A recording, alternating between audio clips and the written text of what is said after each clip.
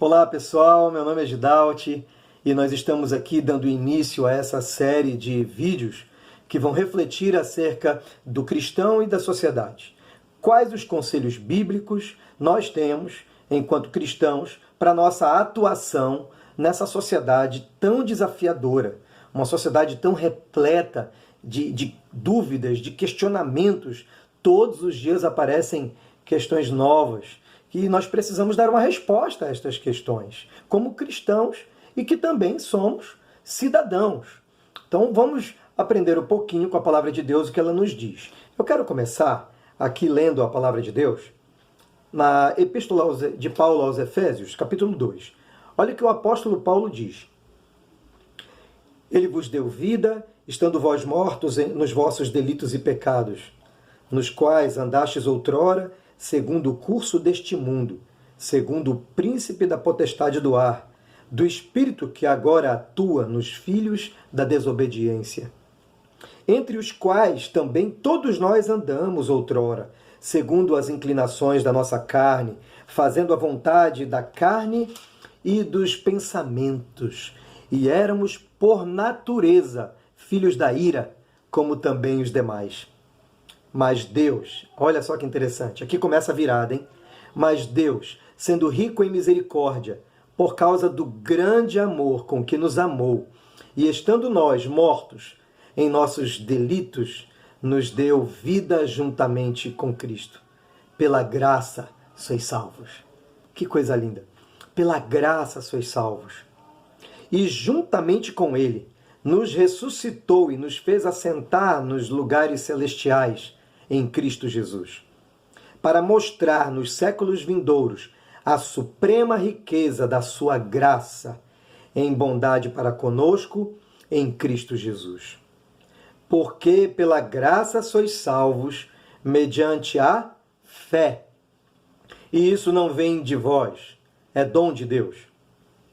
Pois somos feitura dele, criados em Cristo Jesus para boas obras, as quais Deus de antemão preparou para que andássemos nelas.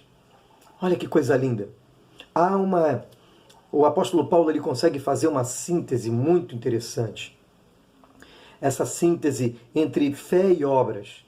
Do contrário, que muitos pensam, que o apóstolo Paulo está aqui, nesse texto, brigando com as obras. Ele não está fazendo isso. Ele, claro, está dizendo, antes de tudo, a salvação não é mérito nosso, não é mérito meu, não é mérito seu. Nós poderíamos fazer tudo de bom, mas se o nosso coração for arrogante, se o nosso coração não está em Deus, se as coisas que nós fazemos não nascem dessa busca de agradar ao Senhor, dessa confiança, como uma espécie de gratidão a Deus por aquilo que Ele já nos dá, então aquilo que nós fazemos diante de Deus acaba não tendo tanto efeito, acaba não tendo tanto resultado como uma oferta de adoração a Deus. O fato é que esse texto foi muito enfatizado por nós, evangélicos, pela tradição da Reforma Protestante. Porque durante a Idade Média, nós cristãos, acabamos dando tanta ênfase nas obras, e não era qualquer obra, sabe? Era aquela obra que abençoava os cofres da igreja. Era aquele donativo que abençoava os cofres da igreja. Era uma pessoa tentando quase que purgar os seus pecados por meio da caridade. Então, já que eu fiz coisas ruins ontem, agora eu preciso fazer coisas boas para poder compensar.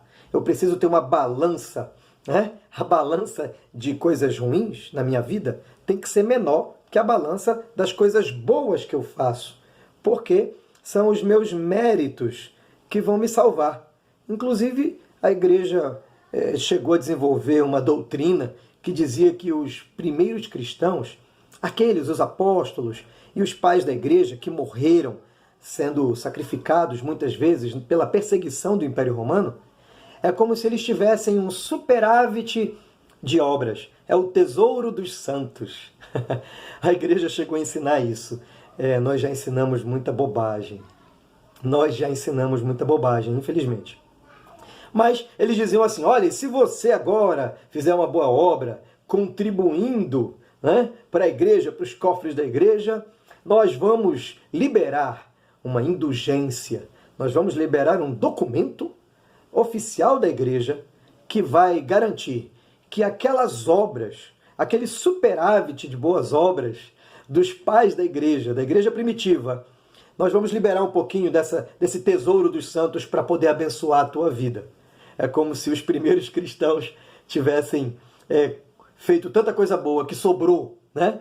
E isso que sobra nós vamos aproveitar para a gente agora. Mas o que o apóstolo Paulo diz é que nós devemos confiar no Senhor. Ele diz que sempre a salvação vem de Deus. É Ele quem nos salva, é Ele quem nos perdoa. É Ele, sempre é Deus que dá o primeiro passo. Isso é muito bonito, é muita humildade. E nós devemos cultivar essa humildade. A vida cristã, sem a consciência que sempre é Deus que dá o primeiro passo, nós começamos a ficar soberbos, começamos a nos sentir melhores que os outros. Isso não é bom, não é legal. Para compreender realmente a palavra de Deus, nós precisamos entender que nós somos justificados, ou seja, nós somos perdoados pela graça, pelo amor de Deus. Só que veja bem, quando Ele nos perdoa, quando Ele nos justifica, Ele acaba nos reconciliando. Nós nos reaproximamos do Pai, nos reaproximamos de Deus. E quando isso acontece, as coisas dentro de nós precisam mudar. E aquele coração, que era um coração por natureza filho da ira, começa a ser mudado por Deus e ele vai começando a ser filho do amor, filho também da graça. Porque da mesma maneira como nós somos perdoados por Deus, o Espírito Santo vai nos ensinando a perdoar o próximo. E nós devemos realmente caminhar para uma mudança de vida. E essa mudança de vida inclui as boas obras. Isso que é interessante. Olha só, pela graça sois salvos mediante a fé, isso não vem de vós, é dom de Deus, não de obras para que ninguém se glorie, né? Pois somos feitura dele, criados em Cristo Jesus, para quê?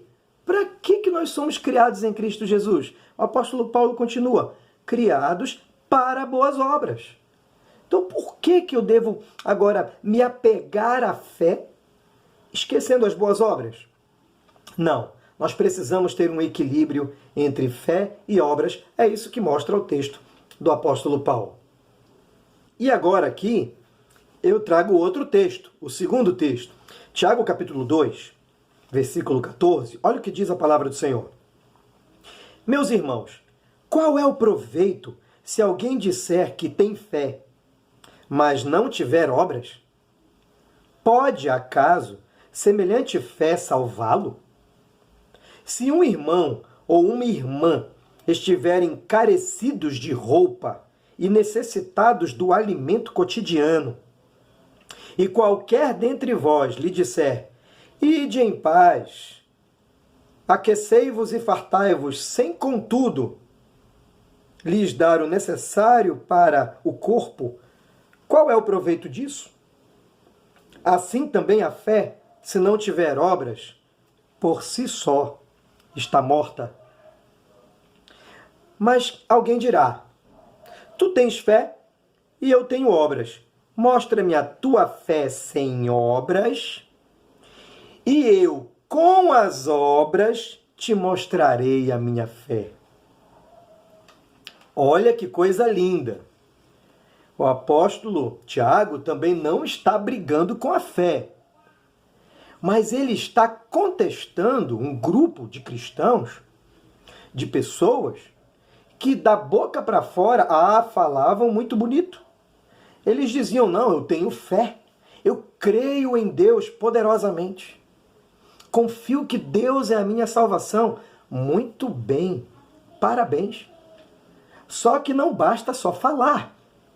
Veja, ele começa a contestar, ele vai dizendo, do que adianta você dizer que tem fé, se essa tua fé não te conduz a ter uma novidade de vida, se ela não te conduz a ter uma nova postura diante da sociedade, diante das pessoas que sofrem, diante daquele que não tem o que vestir, daquele que não tem o que comer. Se você é cristão, adora a Deus e quer realmente agradar ao Senhor, a tua fé precisa ser convertida, a tua fé precisa ser traduzida, ou melhor, a santidade interior precisa se transformar numa santidade exterior. Claro que isso não é da noite para o dia. Não é da noite para o dia. Quem fala sobre isso é Lutero. Lutero fala muito sobre esse assunto.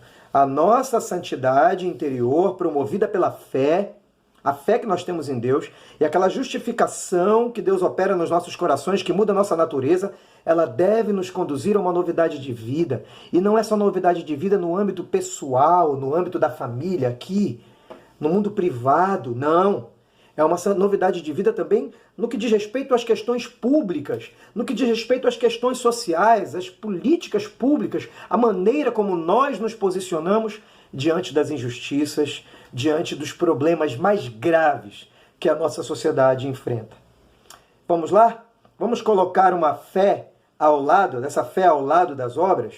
Vamos tentar de alguma maneira compreender como que a palavra de Deus nos converte ao próximo, como que a palavra de Deus nos converte para aquele que está necessitado, para aquele que sofre. Deus abençoe a tua vida e acompanhe os próximos vídeos, as próximas reflexões bíblicas. Um abraço.